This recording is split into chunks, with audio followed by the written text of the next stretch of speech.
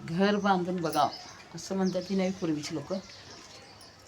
तो काही म्हणजे खोटं नाही, ते बरोबरच आहे. पूर्वीच्या लोकांनी ज्या म्हणजे गोष्टी हे केलेल्या आहेत ते बरोबर केलेले आहेत. एक घर बांधून बघा, दुसरं वीर पाडून बघा, तिसरं लगीन करून बघा. म्हणजे ह्या तिन्ही गोष्टीला त्रासदायकच आहे माणसाला. म्हणजे पैसा असूनसुद्धा गोष्टी वेळेवर होत नाही. त्या पैशासाठी थांबलेलं असं हे पण नाही काही. पैसा त्याला अगोदरच दिलेला गेला आहे, पैसा भरपूर पैसा दिला गेला आहे. पण ते दमवते हे लोक, कॉन्ट्रॅक्टर लोक हे भरपूर दमवते. ते पटकन आवरत नाही, ते बळवण करत ते त्रास कसा त्यांना द्यायचा असं असते त्या लोकांचं. म्हणताना आता डोक्यातनं म्हणजे फार त्यांच्याविषयीची गोष्टी उतरून गेलेल्या आहेत त्यामुळंच तर काम पटापटा करत नाही ती आणि काही नाही ती.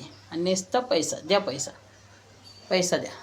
अरे काही काम किती झालं आहे तुझं, पैसा किती मागतोय तू म्हणजे हा विषय आहे का नाही. काय टप्पे घालून ठेवलेले ती की हे काम झाल्यानंतर एवढं पैसे देणार, ते काम झाल्यानंतर तेवढं पैसे देणार. गोड बोलून बोलून पैसे अगोदर घेतच गेला. आणि आता आणि म्हणते ती गाडी आली की गाडीला भाडं द्या 2000. का द्यायचं आम्ही भाडं? द्यायचं का भाड्याला? तुझा तू कॉन्ट्रॅक्ट घेतला आहे, तू हे कर. आणि अजून त्याचं सया दुपारी 12-12:30 येणार त्या. अजून त्याच्या 12:30 झाले नाही त्या. आताच वाजल्या 3 तरी त्याच्या अजून गाडी आली नाही. म्हणजे ह्याचा अर्थ आज बी सयाचं काम होत नाही. तर गाईज, तुम्हाला माझा व्हिडिओ कसा वाटला? आणि खरं तर शाण्याने कॉन्ट्रॅक्ट देऊ नये. कॉन्ट्रॅक्ट दिलं की लय डोके ताप होते. आपण म्हणतो मटेरियल आणायला त्रासदायक होतो आहे, पण ते परवडत आहे. पण हा त्रास परवडत नाही. कोणी पण झालं ना, कॉन्ट्रॅक्ट कधीच चुकून देऊ नका. कॉन्ट्रॅक्ट दिलं तर ते म्हणजे बरोबर पटकन करत नाही ते. आणि लय लक्ष द्यायला लागते आपल्याला चुलत. त्यापेक्षा ते आपणच मटेरियल आणून दिलं आणि आपणच सगळं केलं तर लवकर पण काम होईल. आणि आपल्या इच्छेनुसार म्हणजे आता आपल्याकडं समजा पैसे नसलं तर थांबवू शकते काम आपण. ते आपली मर्जी झाली ना, स्वतःची वैयक्तिक मर्जी झाली. आणि हे कसं झाले, त्यांच्या हातात पैसा दिला आहे तरी त्यांनी काम वेळेवर करून नाही पुढा. हा व्हिडिओ माझा तुम्हाला कसा वाटला? प्रत्येकाला बांधकाम करताना ही अडचण येते का? माझ्यासारखी मला जे अडचण आली ते तुम्हाला बी येते का? पैसे देऊनसुद्धा बरोबर काम म्हणजे पटकन वेळेवर होत नाही. हा महिना झाला आहे स्लॅब म्हणजे ठोकून. 1 महिना कोण स्लॅब ठोकलेला असतो का? स्लॅब पडल्यानंतर 21 दिवसानं खोलायचं असते. तर हे महिना झाला तर अजून सयाच हातरायच्याच बाकी त्या. आणि पडायचं तर लांबच राहिलं गोष्ट. त्यामुळं कधी पण कुठली पण गोष्ट करताना म्हणजे ह्या अशी घर बांधायची किंवा हिर काढायची, एक 4 चौघाचा सल्ला घेतल्याशिवाय देऊ नका. आमच्यासारखं तुम्ही फसू नका. आम्ही तर फसलो. आमच्या संग ते शेजारची पण फसले, समोरची पण. त्यांचं पण तसंच आहे बघा. त्यांचं पण तुम्हाला दाखवते.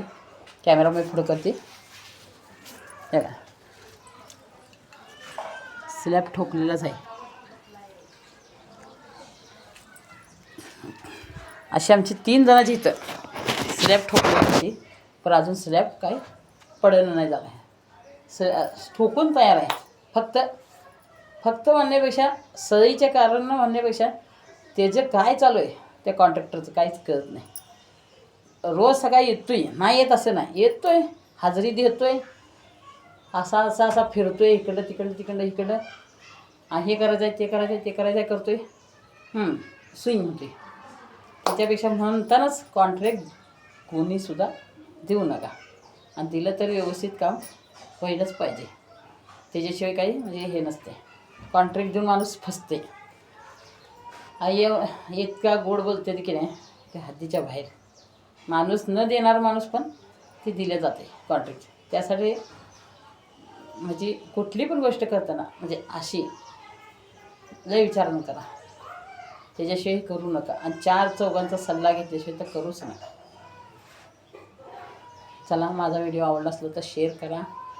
आणि कुणाकुणाला अशी फसवेगिरी म्हणण्यापेक्षा ह्याला फसवेगिरी म्हणायचं नाही. काही त्याने आपल्याला काही फसवून पळून गेलं नाही. ह्याला फसवेगिरी म्हणणं येत नाही. असा त्रास सहन कुणाकुणाला झाला आहे त्यांनी म्हणजे त्यांची मतं मांडावे अशी माझी इच्छा आहे. आणि चला तर माझं चॅनलला लाईक करा, सबस्क्राईब करा, व्हिडिओ जर आवडला असला तर शेअर करा. चला बाय बाय.